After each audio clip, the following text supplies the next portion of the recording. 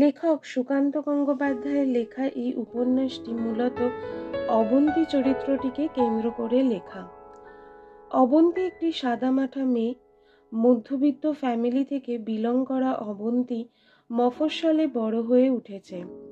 বাবা, মা, ছোট ভাইকে নিয়ে 4 জনের সংসার। অবন্তী ভালোবাসে অভিনয় করতে। নাটকের একটি দলের সাথে সক্রিয়ভাবে যুক্ত সে।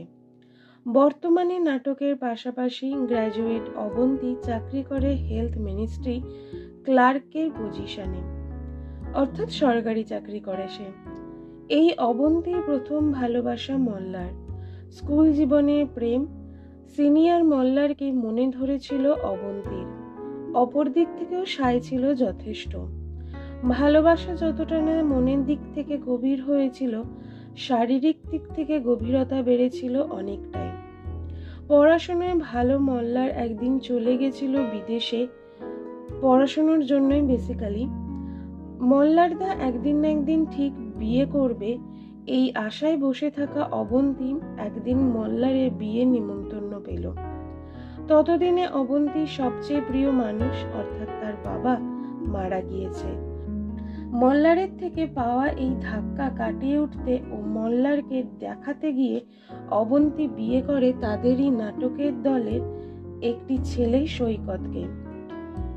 সৈকত আবার পড়াশুনো, বিষয়, সম্পত্তি, চাকরি বাকরি সমস্ত দিক থেকেই অবন্তীর যে লোয়ার স্ট্যাটাসে ছিল। এর মানে এই নয় যে ছেলেটি ভালো হতে পারে না, স্ট্যাটাস লো মানে যে খারাপ হবে তা নয়, তবে এখানে সে হয়নি। তবুও অবন্তী বিয়ে করে কলকাতার একটি কলোনিতে চলে আসে। ও অ্যাকচুয়ালি মফস্বলের মেয়ে ছিল এবং ওদের নিজস্ব বাড়ি ছিল। খুব উচ্চবিত্ত না হলেও মধ্যবিত্তর দিক থেকে উচ্চ মধ্যবিত্ত বলাটাই বেটার। সেখান থেকে একটা কলোনির ঘরে, 1-2 কামরার ঘরে এসে থাকাটা সত্যিই খুব মানে অসুবিধার, কিন্তু সে ভালোবেসে সেটা গ্রহণ করেছিল এবং খুব ভালোবেসেই থাকতো। সৈকতের এক বড়লোক বন্ধু দীপ্তমান। বড়লোক বন্ধু কেন বললাম, কারণ ও স্ট্যাটাসের দিক থেকে, টাকা পয়সার দিক থেকে সবচেয়ে উচ্চবিত্ত। তবুও কিন্তু দীপ্তমান সৈকতের বন্ধু ছিল। অঙ্কে পিএইচডি করা দীপ্ত আলাভোলা মনের মানুষ। এই দীপ্ত যখন জানতে পারে সৈকত দিনের পর দিন অবন্তীকে ঠকাচ্ছে, তখন সে তার পরোপকারী নেচার থেকে অবন্তীকে কথাটি জানায়। অবন্তী যখন তাকে জিজ্ঞেস করে যে কেন সে তার উপকার করতে চাইছে, তাও আবার তার ছোটবেলার প্রাণের বন্ধুর বিরুদ্ধে গিয়ে, তখন দীপ্ত বলেছিল যে অবন্তীকে নাকি তার অনেক দিনের চেনা মনে হয়। অথচ কোথায় অবন্তীকে দেখেছে সেটা দীপ্ত কিছুতেই মনে করতে পারে না। মানে এর আগে অবন্তীর সাথে অবন্তীর বিয়েতে অর্থাৎ বউ ভাতের দিন দেখা হয়েছিল সেটা মনে আছে, কিন্তু ওর যেন মনে হচ্ছে যে সেটাই ওর প্রথম দেখা নয়, এর আগেও ও অবন্তীকে কোথায় দেখেছে সেটা ও সেটা মনে করতে পারে না যে তা এরও আগে কোথায় ওকে দেখেছে। প্রথমে দীপ্তর কথা বিশেষভাবে পাত্তা না দিলেও পরে সময়ের সঙ্গে সঙ্গে অবন্তী বুঝতে পারে যে সৈকত তাকে সত্যিই ঠকাচ্ছে।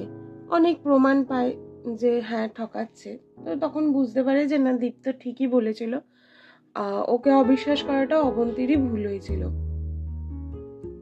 অবন্তী দীপ্তকে বারবার এড়িয়ে চলে যেতে চাইলেও দীপ্ত প্রত্যেকবার অবন্তীর কাছে পৌঁছে গেছিল কোনো না কোনো কারণে।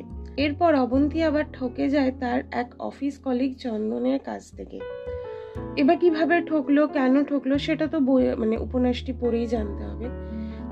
মূলত এই উপন্যাসটি হচ্ছে অবন্তীর জীবনের ওঠাপড়া নিয়ে। অবন্তী সেন্ট্রাল ক্যারেক্টার, তার আশেপাশে সমস্ত উপন্যাসটা ঘুরবে। এই উপন্যাসটা যখন আমি পড়ি, সেই পড়ার সময় একটি জিনিস আমার মনকে খুব ব্যথিত করে তুলেছিল, যে এক অবন্তী তুলেছিল, সেটা হলো অবন্তী যখন সৈকতকে ছেড়ে বাপের বাড়ি চলে আসে, তখন তার ভাই, প্রাণাধিক প্রিয় ভাই যাকে বলা যায়, সেই ভাই কিন্তু তার দিদিকে বলেছিল যে একটি অন্য জায়গায় থাকতে বাড়ি ভাড়া করে, এবং যেহেতু ওই বাড়িটি ওর বাবা দুই ভাই বোনের নামেই লিখে দিয়েছিল, তাই ও দিদিকে ওর ভাই বলেছিল যে তুই ওখানে অন্য জায়গায় বাড়ি ভাড়া করে থাক, তোর যা বাড়ি ভাড়া হবে সেটা আমি দিয়ে দেবো, কারণ তোর জায়গাটাও তো আমি এখানে বুক করবো সেই জন্য। এবং ওর ভাইয়ের কাছে ও দিদি ছিল আইডল, মানে ছোট থেকে। সেই ভাই যখন এই কথাটা বলে, সত্যি সেটা মনকে খুব নাড়া দিয়ে ওঠে, যে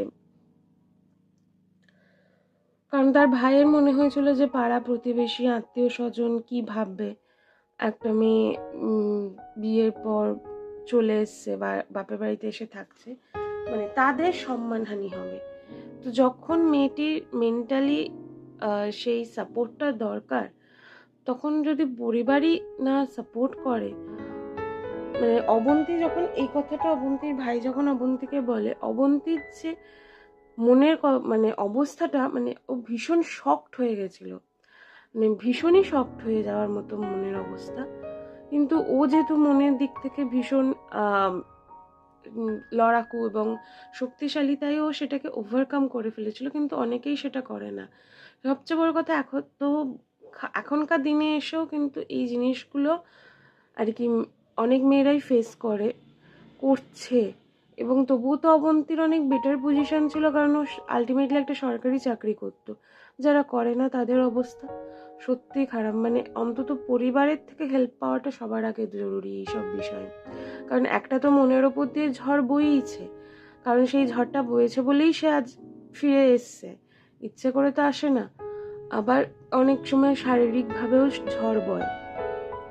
তো সেটাই আমার মনটাকে খুব মানে নাড়িয়ে দিল, যে আমরা এখনো কোন সমাজে বাস করি, মানসিকতা কোথায়। পাড়ার লোক বা আত্মীয় স্বজনের বলার আগে তো বাড়ির লোক এমন ভাবে বলবে যে ওদের কথাটা তখন গায়ে লাগে না, এমন হয়ে দাঁড়ায়। মানে যতই আমরা বাইরে থেকে নিজেদেরকে আধুনিকা মনে করি, স্মার্টফোন ইউজ করি বা অনেক স্টাইলিশ জামা কাপড় পরি, ভেতরটা এখনো আধুনিকতার ছোঁয়া লাগাতে পারেনি। এবং আমার মনে হয় যে ভেতরটা আধুনিকতার ছোঁয়া লাগালে তাহলে বাইরেতে এমনি আধুনিকতা বেরিয়ে আসবে। এই গল্পের প্রতিটি চরিত্রই ভীষণ বাস্তব বচিত, মানে আমাদের চারপাশেই এমন চরিত্ররা ঘুরে বেড়াচ্ছে, কানেক্টও করা যায় তাদের সাথে।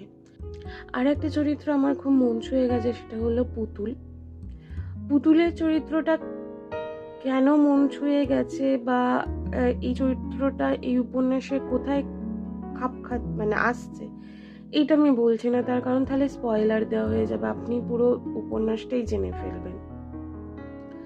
কিন্তু পুতুলের যে জীবনটা, অবন্তীর জীবনে যেমন ওঠা পড়া দুঃখ নিয়ে লেখা, এর সাথে সাথে কিন্তু পুতুলের জীবনের দুঃখটাও মারাত্মক। এবার কেন এটা আমি বলছি, বা আমার মনকে কেন ব্যথিত করেছে বা ছুঁয়ে গেছে, সেটা ডেফিনেটলি আপনারা উপন্যাসটা পড়ে বুঝবেন, কারণ আমি বললে সেটা স্পয়লার দেওয়া হয়ে যাবে।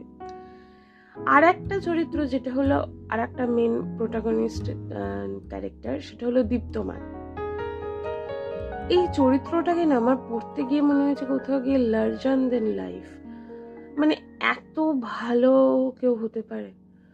দীপ্তমান সম্বন্ধে এই উপন্যাসটাতে শুধুই ভালো ভালো কথা লেখা, মানে ও ভীষণ ভালো আলাভোলা টাইপের ছেলে, পড়াশোনায় ভালো, ওকে ভাই হিসেবে ভালো, সব দিক থেকে ভালো, মানে সবার ভালো করতে চায়, সবার উপকার করতে চায়, ঠিক আছে। কিন্তু আমার যেন মনে হয়েছে যে লার্জার দেন লাইফ এখনকার দিনে এত ভালো ছেলে পাওয়া যায় না, অন্তত আমার এখনো অবধি সেরকম ছেলের সাথে, বা ছেলে না মানুষের সাথে পরিচয় হয়নি।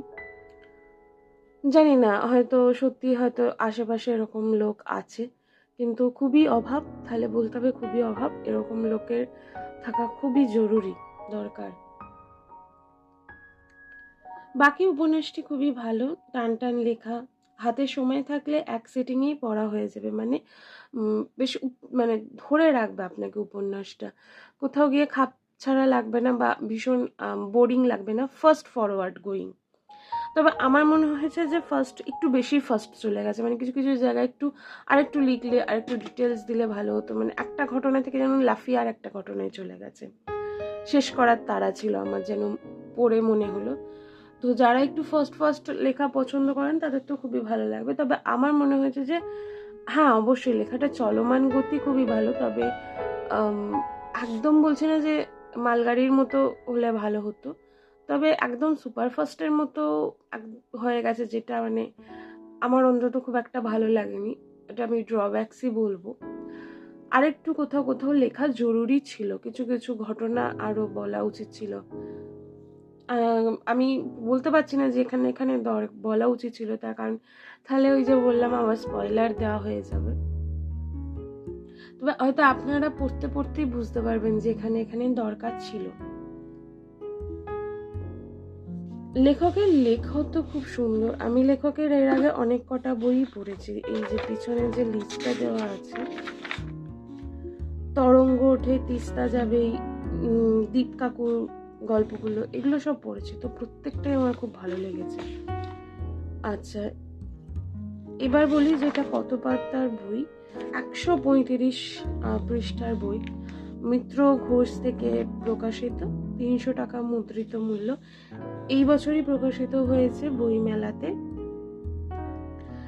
আরেকটু মনে হয় লেখা যেত, এটা আমার পার্সোনাল ওপিনিয়ন, আমি জানি না আপনারা কতজন পড়ে ফেলেছেন বইটা এবং আপনাদের কি মনে হয়েছে যে আমার মতামতগুলোর সাথে আপনারা সহমত কিনা, যে আরেকটু লেখা যেত, বা দীপ্তমানের চরিত্রটা সত্যি লার্জার লাইফ কিনা। আমাকে জানাবেন কমেন্ট করে যে আপনাদের কি মনে হয়, বইটি পড়ে আপনাদের কিরকম লাগলো, বা সুকান্ত গঙ্গোপাধ্যায়ের লেখা কেমন লাগে, কোন কোনগুলো পড়েছেন আপনারা, এগুলো কমেন্ট সেকশনে অবশ্যই আমাকে জানাবেন।